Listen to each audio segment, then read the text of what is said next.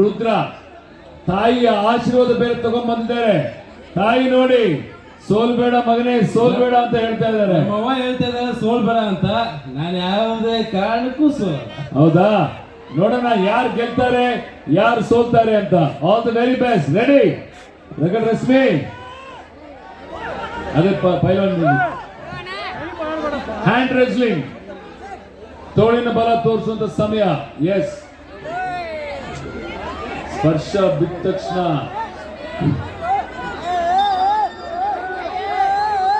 Ready 3 2 ಏನಮ್ಮ ಕಣ್ಣಲ್ಲಿ ಕಣ್ಣಿಡ್ಬೇಕು.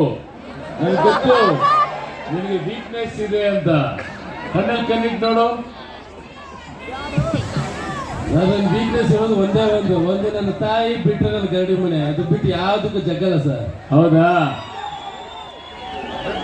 ಈಗ ಶುರುವಾಗ್ತಾ ಇದೆ ತೋಳಿನ ಬಲ. ಸಮಯ ಶುರು.